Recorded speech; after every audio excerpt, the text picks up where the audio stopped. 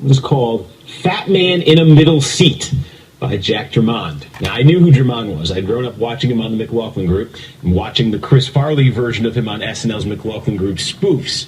He'd also teamed up with Jules Whitcover to write the definitive accounts of the 1980, 84, 88, and 92 presidential campaigns.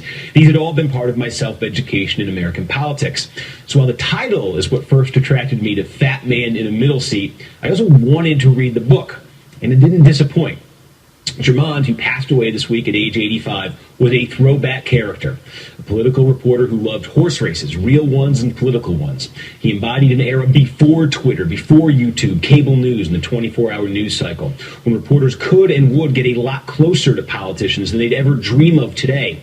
Proximity that could produce invaluable insight and also maybe unhealthy coziness.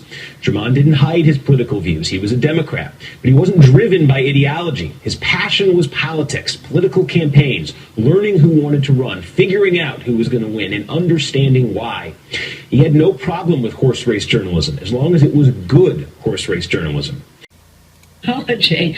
But, Jack Germond was one of the first, if not the first, print reporter to sort of make it on television as a pundit. And it wasn't because of his leading man looks. I mean, he really was a character. He was like the anti-pundit, yes, too, right? On the McLaughlin Group, the chair that he sat in, the chair is still there, and many other people have sat in it. It leans to one side, because Jack always leaned to one side. Picture that. But he had such reverence for the written word.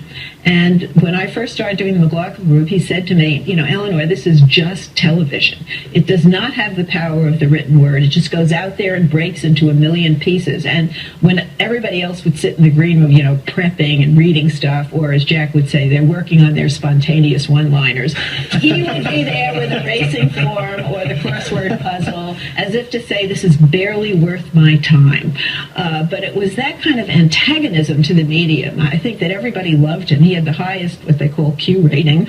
Everybody wanted to have a drink with him, although he was fun to be with, but he was very grumpy. Wow. Well, I got to say that definitely came across. He was professionally grumpy, but grumpy when you sat down in an endearing way too. Because I watched the McLaughlin Group as growing up, and he definitely came across as the grumpiest, but he was the most compelling character. Absolutely. I want to read. This is from Batman. Let me say one thing on a point that Eleanor made.